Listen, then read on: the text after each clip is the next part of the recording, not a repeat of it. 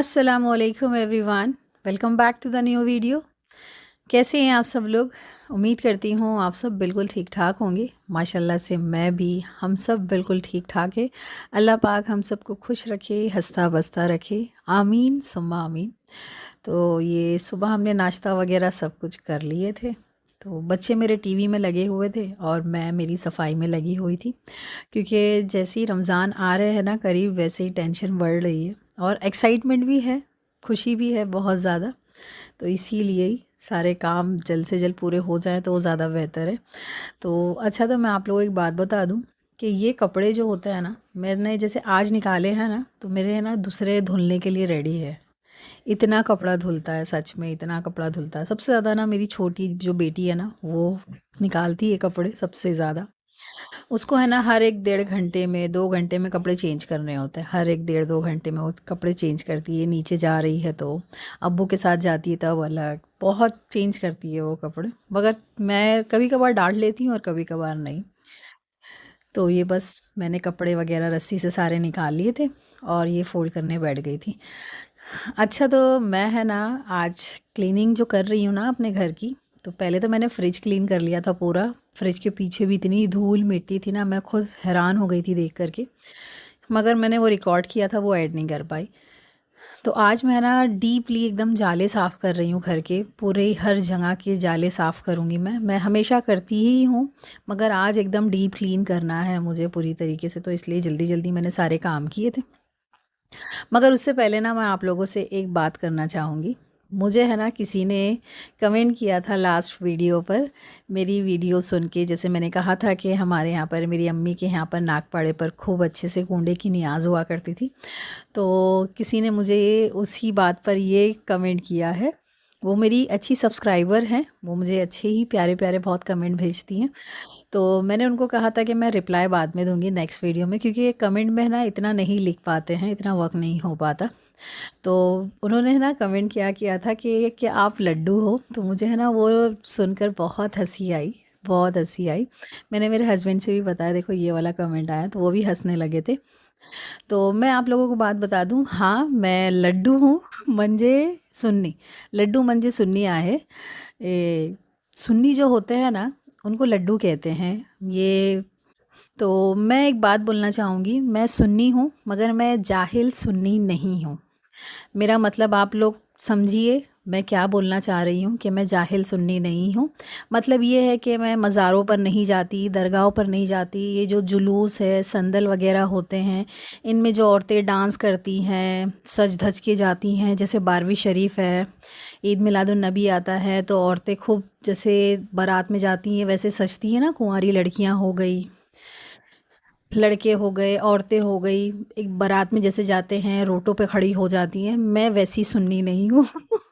मैं आप लोगों को भी बोलूँगी, प्लीज़ प्लीज़ प्लीज़, सुन्नी हैं हम सारे, सुन्नी हैं क्योंकि हम सब सुनकर ईमान लाए हैं, इसलिए दैट्स वी कॉल सुन्नी।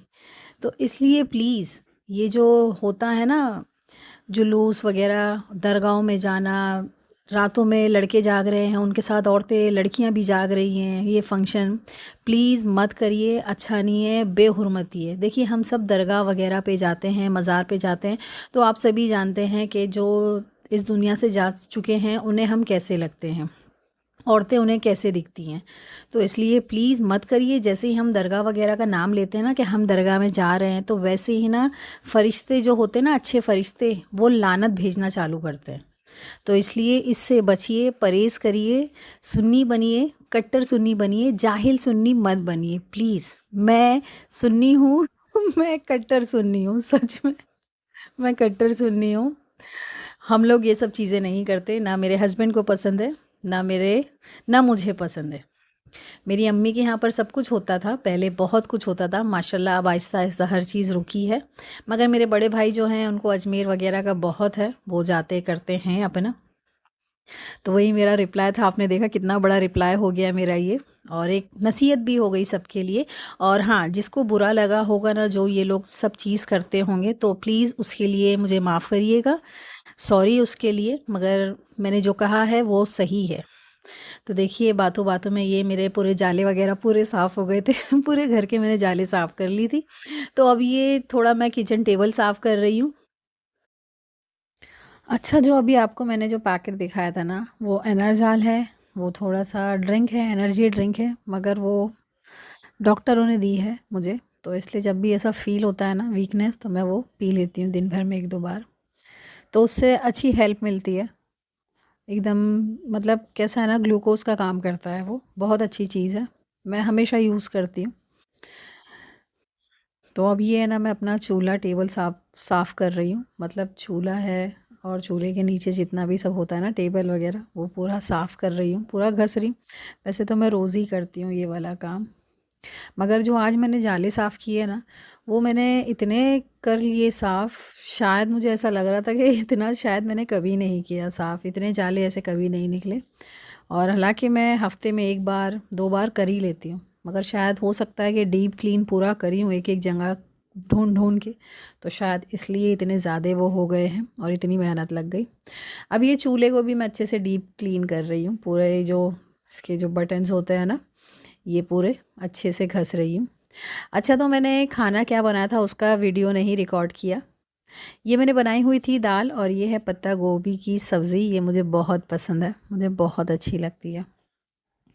तो मेरी बेटी है ना, जब भी दाल वग़ैरह बनती है तो मेरी बेटी को ऐसे है ना थाली जैसा चाहिए होता है कि मम्मा थाली बना के दो।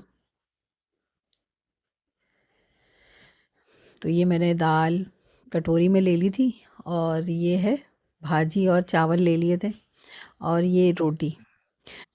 तो ये मैं ऐसे रख के दे रही हूँ कि मेरी बच्ची पूरी खा ले।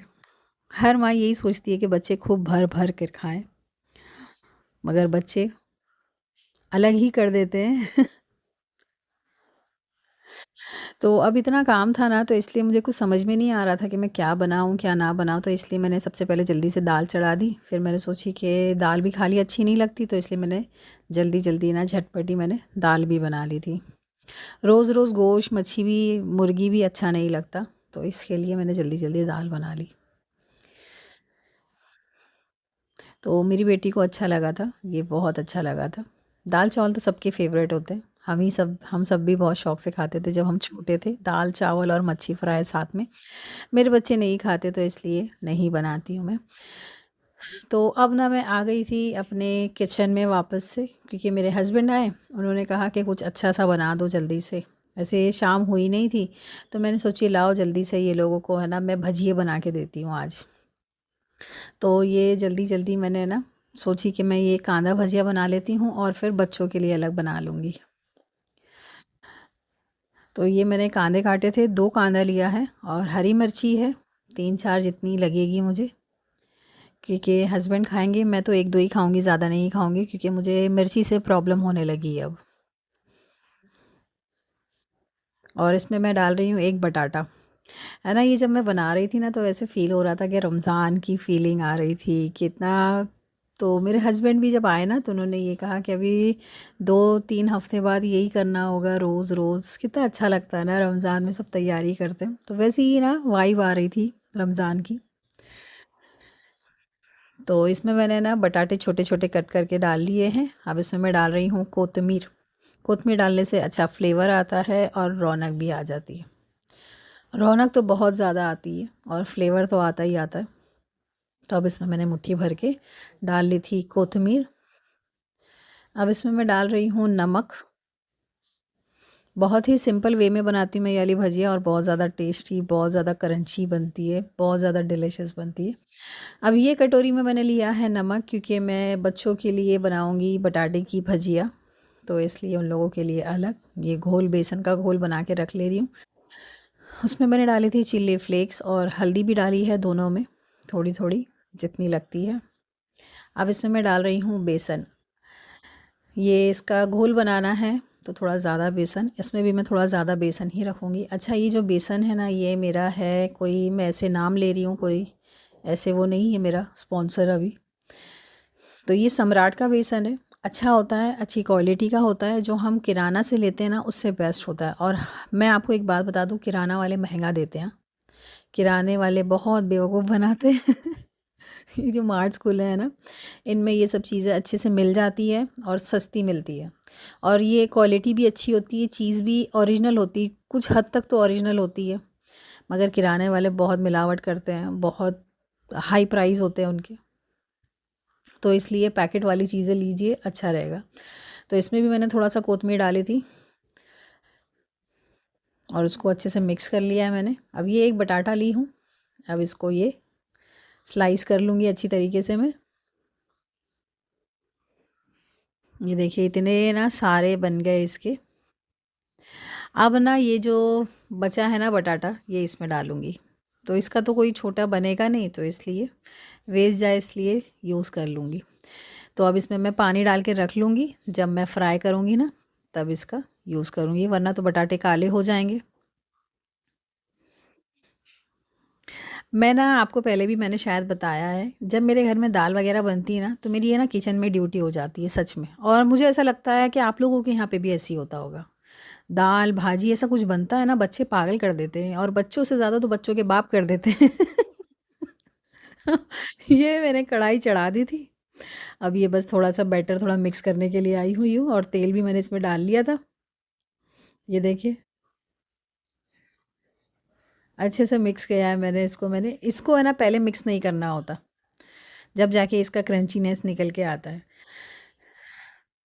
बस ये भजिए जैसे हम डालते हैं वैसे बस थोड़ा थोड़ा डाल लूँगी।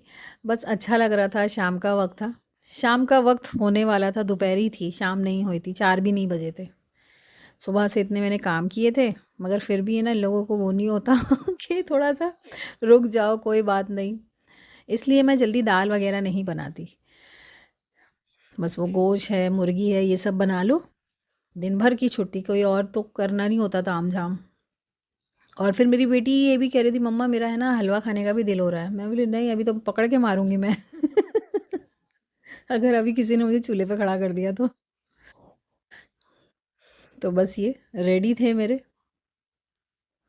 ये देखिए कितने प्यारे लग रहे, सच में बहुत ज़्यादा टेस्टी लग रहे थे, बहुत बहुत यमी।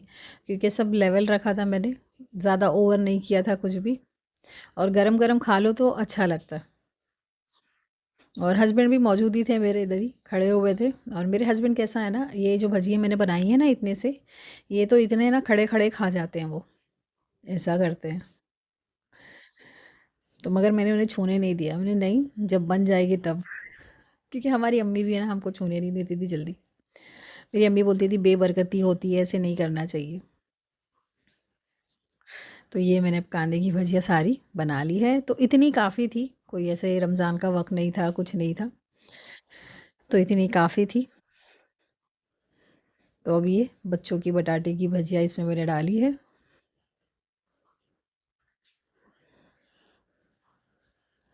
तो ये इसमें डाल ली मैंने जितना इसमें आया। अच्छा मैंने पहले भी बताया था आप लोगों को कि तेल मैं ज़्यादा यूज़ नहीं करती, बासी तेल मुझे पसंद नहीं है, इसके लिए मैं ज़्यादा तेल यूज़ नहीं करती। फिर उसको निकालो साइड में रखो, फिर यूज़ करते रहो 2-3 दिन तक, वो मुझे अच्छा नहीं लगता। इससे बेहतर ये है कि कम ही यूज़ करो।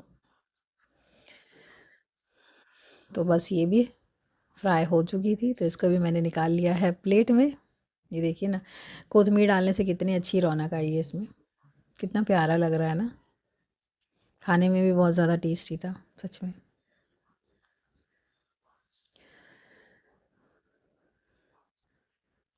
तो देखिए आपको बाहर धूप दिख रही होगी, अच्छी खासी धूप है अभी।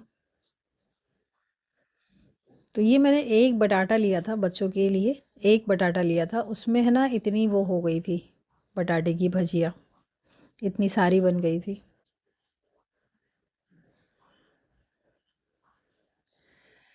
तो अब ये देखिए माशाल्लाह माशाल्लाह, मेरी ये बटाटे की भजिया बन करके रेडी हो चुकी थी। और ये हस्बैंड मेरे पीछे खड़े होते, मिर्चियाँ साइड में रखी थी, इन्होंने बोले लाओ ये मिर्ची जो है ना तेल में मैं डाल देता हूँ, फ्राई हो जाएगी, अच्छा लगता है। क्योंकि अक्सर कभी जब वो बाहर होते हैं ना तो ये भजिया पाव वगैरह खाते हैं। तो इसके साथ मैंने रखा था सॉस। अच्छा मैं आपको एक बात बता दूँ, मुझे सॉस के साथ है ना भजिया वगैरह अच्छी नहीं लगती, क्योंकि चटनी की बात ही अलग होती है। तो ये देखिए माशाल्लाह माशाल्लाह कितने प्यारे लग रहे हैं ना भजिए। अब इसके साथ आए हुए थे पाव।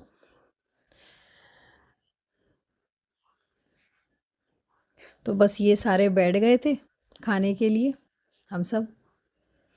मुझे तो नहीं खाना था, मेरे बच्चे और हस्बैंड ही खाएंगे, मैंने तो बस एक दो ले ही थी मेरे लिए। तो फ्रेंड्स, उम्मीद करती हूँ आपको वीडियो पसंद आया होगा और मेरी बटाटे और कांदे की भजिया भी पसंद आई होगी। अगर पसंद आई है तो प्लीज़ वीडियो को लाइक कर दीजिएगा। अगर आप लोग चैनल पर न्यू हैं तो चैनल को प्लीज़ सब्सक्राइब कर दीजिएगा। और कुछ भी अगर पूछना है आपको मुझसे, कुछ सवाल है या कुछ भी, तो प्लीज़ कमेंट करिएगा। और आप लोग मुझे बहुत ही प्यारे प्यारे कमेंट्स भेजते हो, उन सब के लिए आपका बहुत बहुत शुक्रिया। बहुत बहुत शुक्रिया, बहुत प्यारे कमेंट भेजते हो आप लोग मुझे। तो आप लोग प्लीज़ अपना बहुत बहुत ख्याल रखिए, दुआ में याद रखिए और ज़्यादा से ज़्यादा नमाज़ कुरान पढ़िए। और पढ़ते ही होंगे आप सभी, हम सब पढ़ रहे हैं क्योंकि अभी बस रमज़ान करीब ही है। ऐसा नहीं कि रमज़ान है तो ही हम पढ़ते हैं, वैसे भी हम सब पढ़ते ही हैं। अल्लाह बस हमें नमाज़ कुरान पढ़ने वाला बना, सच्चे दिल से अल्लाह हम तेरी इबादत करें, ऐसा बंदा बना हमें अल्लाह, बंदा बंदी ऐसा बना कि हम तेरी सच्चे दिल से इबादत करें। तो जैसे कि मैंने आपको बताया था गाइज़, मेरे घर में बने थे दाल, तो ये दाल चावल के साइड इफ़ेक्ट है मेरे घर में। जब दाल चावल बनते हैं तो ये होता है। और मुझे गारंटी बोलती हूँ मैं कि आप लोगों के घर में भी ऐसे ही होता होगा, परेशान कर देते हैं बच्चे। और बहुत से घर में ऐसा होता है कि बच्चे है ना, दाल चावल बड़े सुकून से खुशी से खाते हैं गाइस, सच में। ये चने भिगाए थे मैंने सुबह के लिए कि इसको मैं चना मसाला बना दूंगी। ये देखिए, मैं आपको बताती हूँ दाल, ये है वो दाल। थोड़ी सी दाल बनाई थी इसीलिए मैंने, क्योंकि मुझे पता था। सो जज़ाकल्ला एवरीवन।